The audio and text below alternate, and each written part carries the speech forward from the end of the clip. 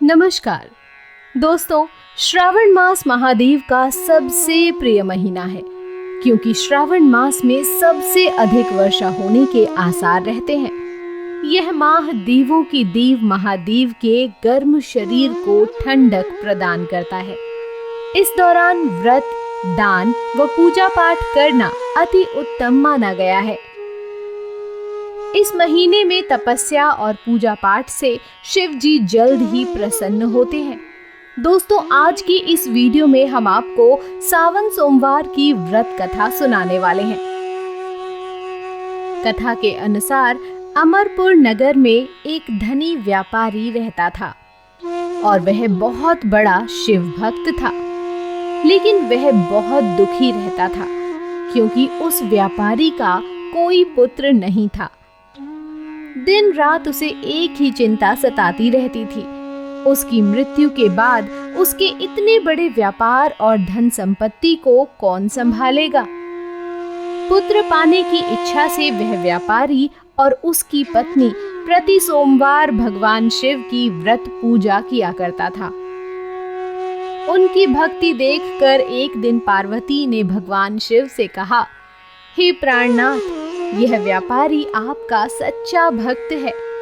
कितने दिनों से यह सोमवार का व्रत और पूजा नियमित कर रहा है। भगवान, आप इस व्यापारी की मनोकामना अवश्य पूर्ण करें। भगवान शिव ने मुस्कुराते हुए कहा, हे पार्वती, इस संसार में सबको उसके कर्म के अनुसार फल की प्राप्ति होती है। प्राणी जैसा कर्म करते हैं उन्हें वैसा ही फल प्राप्त होता है। इसके बावजूद पार्वती जी नहीं मानी। उन्होंने आग्रह करते हुए कहा कि आपको इस व्यापारी की इच्छा पूरी करनी ही पड़ेगी।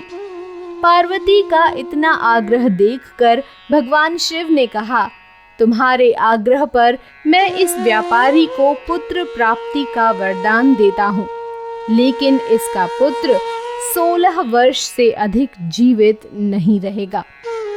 उसी रात भगवान शिव ने स्वप्न में उस व्यापारी को दर्शन देकर उसे पुत्र प्राप्ति का वरदान दिया और उसके पुत्र के 16 वर्ष तक जीवित रहने की बात भी बताई।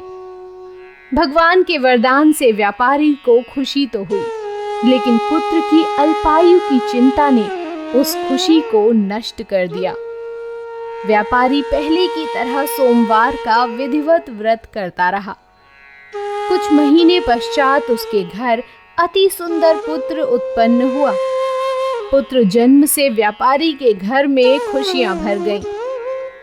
बहुत धूमधाम से पुत्र जन्म का समारोह मनाया गया, लेकिन उस बालक की कम उम्र का रहस्य किसी और को पता नहीं था। जब उसका पुत्र 12 वर्ष का हुआ तो शिक्षा के लिए उसे वाराणसी भेजा गया। व्यापारी ने उसके मामा को बुलाया और कहा कि शिक्षा प्राप्त करने के लिए इसे वाराणसी छोड़ आओ।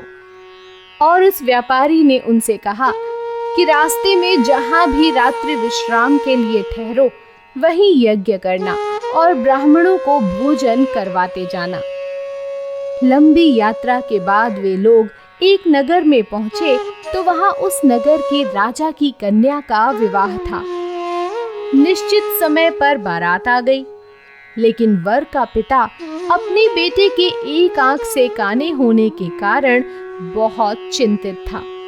उसे इस बात का भय सता रहा था कि राजा को इस बात का पता चलने पर कहीं वह विवाह से इनकार न कर दे, इससे उसकी बदनामी होगी। वर के पिता ने उस अमर बालक को देखा तो उसके मस्तिष्क में एक विचार आया। उसने सोचा, क्यों ना इस लड़के को दूल्हा बनाकर राजकुमारी से विवाह करा दूं। विवाह के बाद इसको धन देकर विदा कर दूंगा और राजकुमारी को अपने नगर में ले जाऊंगा। मामा ने धन मिलने के लालच में वर के पिता की बात स्वीकार कर ली। अमर को दूल्हे के वस्त्र पहनाकर राजकुमारी चंद्रिका से विवाह करा दिया गया। राजा ने बहुत सा धन देकर राजकुमारी को विदा किया। उस बालक ने राजकुमारी की ओढ़नी पर लिख दिया, राजकुमारी चंद्रिका, तुम्हारा विवाह तो मेरे साथ हुआ था। मैं तो वाराणसी में शिक्षा प्राप्त करने जा रहा हूँ। अब तुम्हें जिस युवक की पत्नी बनना पड़ेगा वह कान्हा है। जब राजकुमारी ने अपनी ओढ़नी पर लिखा हुआ पढ़ा तो उसने काने लड़के के साथ जाने से इनकार कर दिया। राजा ने सब बातें जानकर राजकुमारी को महल में रख लिया। उधर अमर अपने मामा के साथ वाराणसी पहुंच गया। अमर ने गुरुकुल में पढ़ना शुरू कर दिया। जब अमर की आयु 16 वर्ष पूरी हुई तो उसने एक यज्ञ किया। यज्ञ की समाप्ति पर ब्राह्मणों को भोजन कराया और खूब अन्न वस्त्र दान किए। रात को अमर अपने शयन कक्ष में सो गया। शिव के वरदान के अनुसार शयनावस्था में ही अमर के प्राण उड़ गए। सूर्योदय पर मामा अमर को मृत देखकर रोने पीटने लगा। आसपास के लोग भी एकत्र होकर दुख प्रकट करने लगे। मामा के रोने विलाप करने के स्वर समीप से गुजरते हुए भगवान शिव और माता पार्वती ने भी सुने। पार्वती जी ने भगवान से कहा, प्राणनाथ, मुझसे इसके रोने के स्वर सहन नहीं हो रहे। आप इस व्यक्ति के कष्ट अवश्य दूर करें। भगवान शिव ने पार्वती जी के साथ अदृश्य रूप में समीप जाकर अमर को देखा तो पार्वती जी से बोले, पार्वती, यह तो उसी व्यापारी का पुत्र है। मैंने इसे 16 वर्ष की आयु का वरदान दिया था। इसकी आयु तो पूरी हो गई। पार्वती जी ने फिर भगवान शिव से निवेदन किया, हे प्राणनाथ, आप इस लड़के को जीवित करें, नहीं तो इसके माता पिता पुत्र की मृत्यु के कारण रो रो कर अपने प्राणों का त्याग कर देंगे। पार्वती के आग्रह करने पर भगवान शिव ने उस लड़के को जीवित होने का वरदान दिया और कुछ ही पल में वह जीवित होकर उठ बैठा। शिक्षा समाप्त करके वह बालक अपने मामा के साथ अपने नगर की ओर चल दिया। दोनों चलते हुए उसी नगर में पहुंचे जहां उसका विवाह हुआ था। उस नगर में भी बालक ने यज्ञ का आयोजन किया। समीप से गुजरते हुए नगर के राजा ने यज्ञ का आयोजन देखा। राजा ने अमर को तुरंत पहचान लिया। यज्ञ समाप्त होने पर राजा अमर और उसके मामा को ले महल में गया और कुछ दिन उन्हें महल में रखकर बहुत सा धन वस्त्र देकर राजकुमारी के साथ विदा किया।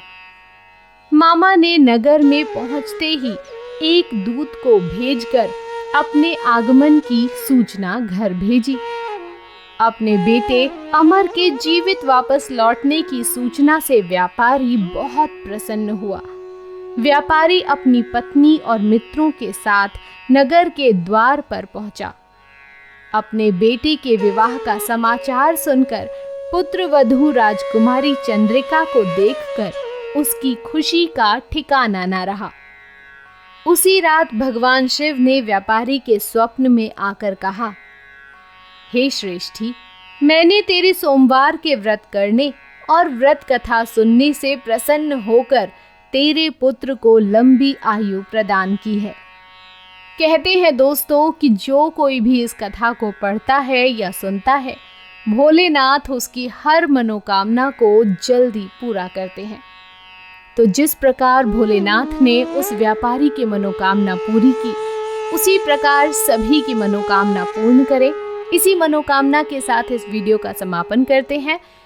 वीडियो आपको पसंद आए तो लाइक कीजिएगा, शेयर कीजिएगा और हमारे चैनल को सब्सक्राइब जरूर कीजिएगा। आपसे फिर मिलेंगे ऐसी ही एक अन्य वीडियो के साथ। तब तक के लिए